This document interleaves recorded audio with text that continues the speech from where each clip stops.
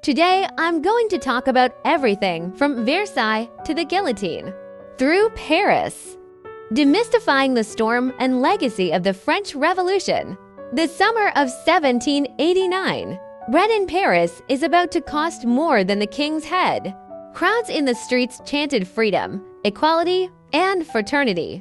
But what they really want is bread and low taxes. Rumor has it that Queen Mary, Antoinette, asked in confusion that there was no bread. Then why not eat cake? Of course, this sentence may never have been said, but a hungry crowd is not in the mood to examine the truth. They were carrying iron pans and hoes, running towards the Bastille. It's as if the entire French bread stop is hidden there. Thus began the French Revolution, from the Golden Hall of Versailles to the guillotine in the streets of Paris. This is a drama that cost the king his crown. It's the nightmare that keeps Europe's elite up at night. The Palace of Versailles is the most luxurious palace in French history. Although the Palace of Versailles, located in the small town of Versailles on the southwest outskirts of Paris, but it was actually the capital of France at the time. This was once the pride of King Louis XIV. It was also the nightmare of King Louis XVI. In the Hall of Mirrors, every mirror reflects the luxury of imperial power. You may not know, when there was a famine in the streets of Paris, it's still hosting a top French dessert contest. The starving Parisian women finally broke out. They made the long journey to Versailles, invited the king and queen back to Paris. And the king? My heart meditates on my palace. Who will protect my mirror? Here we go. We'll go to the end of these angry women. Notre Dame Cathedral. Notre Dame Cathedral is the pinnacle of Gothic architecture. It witnessed France's transition from religious rule, the shift to rationalism.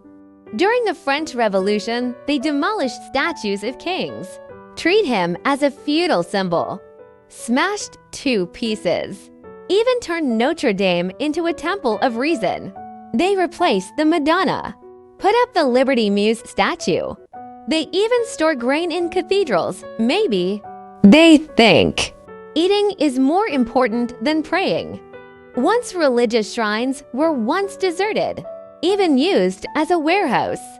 But fortunately, after the Great Revolution, Notre Dame Cathedral by Romantic writer Hugo. After publication, it aroused the people's love for it. All the revolutionary symbols associated with the Free Muse. The decorations inside the removed church have also begun to be restored. Return to Christian tradition. Today, Notre Dame Cathedral is both a religious shrine and a sacred place. It is also a testament to the revolutionary legacy. Here we go. We'll travel to the starting point of the French Revolution, Bastille ruins. Bastille. This is where the French Revolution really began. July 14, 1789. The angry crowd stormed the prison, although there were only 7 prisoners inside. But the symbolism far outweighs the practical significance. After the Bastille was demolished, people sold bricks as souvenirs of the revolution, even built a house with it. And today, Bastille Day becomes France's national day on July 14th. The revolution is far from over. Here we go. Let's look at the height of the revolution in the Place de la Concorde. Place de la Concorde. This seemingly peaceful place. It was the bloodiest stage during the French Revolution. In 1793, the guillotine was erected here. King Louis XVI and Queen Marie Antoinette all ended their lives here. But the story of Place de la Concorde is more than just gory. And the fruits of the revolution. The obelisk stands in the center of the square. It symbolizes France's transition from darkness to light. The Place de la Concorde has been completely transformed from the shadow of the guillotine. It's a beautiful place of reconciliation. The guillotine is gone, but the historical memory of Place de la Concorde is still clear. Less than 2 kilometers from the Place de la Concorde, it's the Louvre.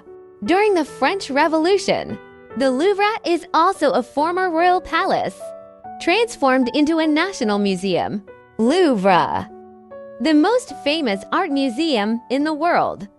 But it also has a story of the French Revolution. The Louvre used to be the palace of the French king, and he became a museum, all thanks to the French Revolution. In the 18th century, the Louvre is a symbol of royal luxury. Louis XIV threw a feast here to show off his wealth. However, the revolution broke out in 1789. The royal power was overthrown, and the Louvre changed its fortunes. In 1793, the revolutionary government announced, transforming the Louvre into a museum for the people. Open the private art collection of the nobility to the public. Therefore, works such as the Mona Lisa were collected from the royal family. It has become an artistic treasure shared by all. Speaking of Mona Lisa, this famous painting by Leonardo da Vinci, due to her mysterious smile and profound gaze, become the jewel of the Louvre. Many people stood in front of her. I can't help but ask, what is she laughing at? And here's what's interesting. Napoleon also took the opportunity, moving art from across Europe into the Louvre, expanded the size of his collection. His contribution make the Louvre an unrivaled palace of art. Nowadays, the Louvre is not only a palace of art, but it is also a symbol of the egalitarian spirit of the French Revolution. Who says revolution is not romantic? If the Louvre is the pinnacle of French art, so a few kilometers from the Louvre, the Luxembourg Gardens. It is the combination of nature and art of living. In the midst of a tumultuous revolution, the Luxembourg Gardens are a rare and peaceful place for the French. Here was once the queen of King Henry IV of France, the mother of Louis XIII, Marie de Medici's private garden. After the French Revolution, it became a civic space. Today, the people of Paris, looking for a quiet and beautiful place. But don't forget, it also witnessed a turning point in French history. The French Revolution from 1789 to 1799. 10 years in total. After the end of 1799, France has entered a period of upheaval, but also for many later innovations and constructions, paved the way, and the Eiffel Tower. It's modern France, a symbol of innovation. In 1889, to celebrate the 100th anniversary of the French Revolution, engineer Gustave Eiffel designed this amazing tower, a towering iron tower. It symbolizes breaking through tradition and pursuing innovation. It's the logo of the Expo, a symbol of post-revolutionary France. From turbulence to the renaissance of technology and art. Overlooking Paris from here, as if you could see every step of France's journey from revolution to modernity. Paris is not just a city full of romance, also wrote an epic of freedom and revolution. From the luxury of Versailles to the guillotine in the Place de la Concorde, everywhere, they all tell the story of the French people's pursuit of freedom. Freedom, equality, and fraternity are the soul of Paris. It is also a precious legacy left to us by the French Revolution. Thanks for watching. See you next time.